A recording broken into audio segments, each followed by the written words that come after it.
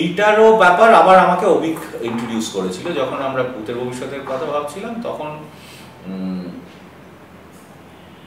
Red one was the immediate choice. কিন্তু আমরা budget টাজেট করে একটা দেখলাম যে আমি একটা ফাইনালি এতদিন বাদে করে প্রায় বুড়ো বয়সে একটা ছবি, ঠিক আছে একটা ছবি করি, নাহলে এটা ক্ষেত থেকে যাবে মারা যাওয়ার আগে, যে করা হলো না। তো সেই রকম জায়গা থেকে যেই সময় ছেড়ে দেবো ভেবেছিলাম যে I had given up on the idea of making a feature film, ঠিক সেই সময় ছবিটা করা হয়। এবং আমার বিজ্ঞাপনের ছবিগুলোতেই আমার ছবি করার এবিলিটি, তখন একটা অনেকগুলো জিনিসের মধ্যে একটা হলো কস্টের একটা হালকা ফ্যাক্টর আসছিল, যে এতগুলো দিনের শ্যুট আমি সেইভাবেই প্ল্যান করেছিলাম। মানে ইনফ্যাক্ট ভূতের ভবিষ্যতের প্ল্যানিংটা ছিল যে আমার যদি কম পয়সা করতে হয় কী করতে হবে, কম দিনে শ্যুট করতে হবে, কম দিনে শ্যুট করতে হলে কী করতে হবে, লোকেশন কমাতে হবে, লোকেশন কমাতে গেলে আমি যদি ধরে নিই আমি একটা লোকেশনে মেনলি শ্যুট করব, সেটা কি হতে পারে?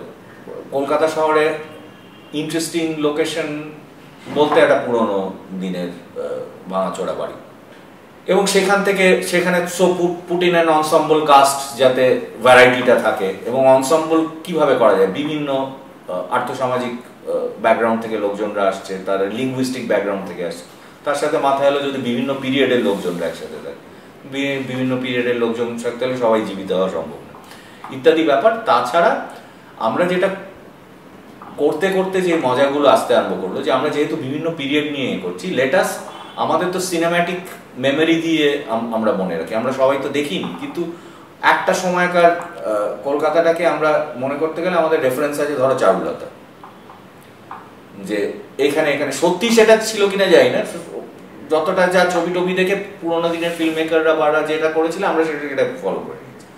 70s এর ছবি বলতেই যদিও ধরো প্রতিদ্বন্দ্বী ইত্যাদি রয়েছে, কিন্তু আমার মূলত তোমার মৃণাল সেনের ছবিগুলো, কলকাতা 71 ইত্যাদির কথা মনে আছে। সো উই সেড দ্যাট, এবং একদম পুরোনো দিনের যে ছবিগুলো দেখেছি সাইলেন্টের সময় বা ওই 40-40-এর দশকে, সেই সময় যেইভাবে শ্যুট করা হতো, যেরকম লাইটিং করা হতো, যে ক্যামেরা ইউজ করা হতো, যেরকম লেন্সিং করা হতো, ইয়ে তো রয়েছে, মানে তোমার আসবাবপত্র, প্রপস, কস্টিউম তো রয়েছে, সেটা ছাড়া মেকআপ, সেটা ছাড়া যেইভাবে সেই সময় ফিল্ম হতো সেই সময়কার, আমরা সেগুলোকে রেপ্লিকেট করব, যেটা রয়েছে একদম কানন দেবী টাইপের সময় যেরকম ভাবে সেইভাবে আমরা শ্যুট করার চেষ্টা করছি, ডাইরেক্ট লাইট করা। ইনফ্যাক্ট আমাদের সেটা করা হয়নি, আমি শুনেছিলাম, খুব মজাও লাগতো, যে ওই পেন্টেড ব্যাকগ্রাউন্ডের ওপর যে হার্ড লাইটিং করা হচ্ছে এবং আকাশের গায়ে শ্যাডো পড়ছে, এবং অনেক সময় একাধিক শ্যাডো পড়ছে, তো এবং এই বিভিন্ন গ্রেস্কেল, তারপর একটা সময় সিপিআই ইত্যাদির ব্যবহার, তারপর black and white handle camera যখন এলো, তুমি যেটা বলছিলে বিভিন্ন সময় বিভিন্ন লেন্স এসে যেন সেই বিবর্তনটাকে কিছুটা ধরা। এইটা করতে করতে আমাদের একটা বিপদ হলো যে আচ্ছা এইগুলো তো হলো, এবং আরেকটা আমরা ঠিক করেছিলাম প্রেজেন্ট ডেটা আমরা, এবং যেখানে কোনো ভূত নেই সেখানে খুব ফাংশনালি শ্যুট করবো, মানে একদম এস্টাবলিশ নর্মাল একটা ট্রলি, একটা ক্লাসিক্যালি যে জিনিসগুলো মোটামুটি আই লেভেল মেনটেন করবো ক্যামেরা, এবং তার মধ্যে তো হঠাৎ একটু বেরোবো যেখানে, এবং সে গ্রেডিংও বেরোবো যেখানে হঠাৎ মনে হচ্ছে একটা কোনো প্রেজেন্স, কেউ একটা আড়াল থেকে দেখছে, সে হয়তো ইয়ে না, মানে কি নাম, মানে ভূত হলেও হতে পারে, ভূতের পয়েন্ট অফ ভিউ, সেগুলোকে করবো। কিন্তু যেখানে ভূতরা রয়েছে সবাই মিলে, সেটা তো একটা অদ্ভুত স্পেস, আনডিফাইন্ড একটা স্পেস, সেটা কিভাবে তুলব, সেটাকে আলাদা করবো কি করে, এটা তখন একটা ওই প্রথম ডিএসএলআর এর আমি হালকা এদিক ওদিক গুঞ্জন শুনছিলাম, আমি মানে চর্মচক্ষে দেখিনি জিনিসটা। অভিক বললো দিস ইজ ওয়ান অপশন, যে লেটস ট্রাই দিস আউট, এবং ওর কাছে তখন এটা কিন্তু 5Dও না, এটা 7Dতে ওর কাছে ছিল। তো বললো যে বাট এদিক ওদিক ব্যবহার হতে আরম্ভ হয়েছে, মানে তখন তো রেড টেডি সবে হয়েছে, তার থেকেও আরো কষ্ট কমানো যায় যদি আমরা ডিএসএলআর এর মধ্যে যাই, এবং this gives an opportunity to আরেকটা রকম লুক দেওয়ার।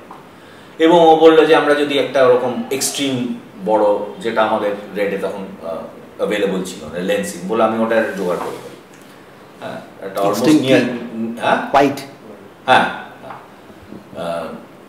একটা নিয়ার ফিশাই গোছে, এবং সেটা that will and we will stick to that. তুমি যদি ছবিটা দেখো যে we have never change the lens when সব বুথরা যখন আছে একসাথে, সেই জায়গাটা।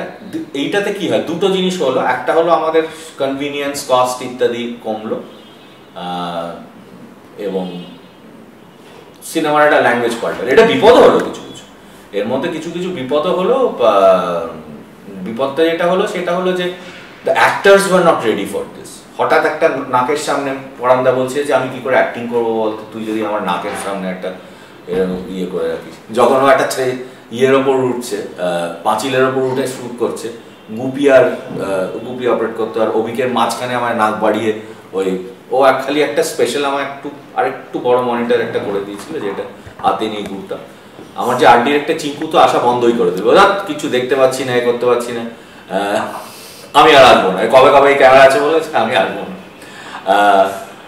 তো এরকম বিপদ হলো। তারপর একদিন দেখলাম খুব অশান্তি হচ্ছে, স্বস্তিকা কি চেঁচামেচি ইয়ে করছিল, তো সেইখানে মেকআপ ম্যানে বলেছে সব হয়ে গেছে তো, রেডি একদম ঠিকঠাক বলছে তো, আগে থেকে ডেকে নিয়ে যাও। যে আর দেবশ্রী বলে না অনেক টেনশন করে তুমি তাড়াতাড়ি চলে আনা, কেন বলে না না সব রেডি হয়ে গেছে বলে এসে ওকে প্রচুর ইয়ে দিয়ে বলে ক্যামেরা বসেনি তুমি এখন আমার ইয়ে দেখেছো।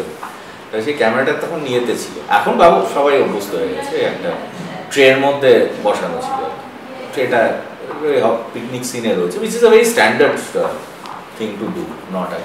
সো ইমিডিয়েটলি দ্যাট আরম্ভটা হয়েছিল হয়তো অন্য একটা জায়গা থেকে, যে একটা কস্ট কমানো যায় প্লাস একটা ইয়ে করা যায়। তখন আমরা বুঝতে পারছি এই ক্যামেরাটা তো যে কোনো জায়গায় একটা কাঁচের ফাটলের মধ্যে দিয়ে ইয়ে করতে পারে, সুতরাং যেটা ভূতের পয়েন্ট অফ ভিউ হয় না, মানে যে কোনো জায়গায় থাকতে পারে। তো লেটস অলসো দিস থিং, তো তখন we try to explore that. এইভাবেই আমার মনে হয় তুমি যেটা বলছো যে how technology also changes the language of cinema.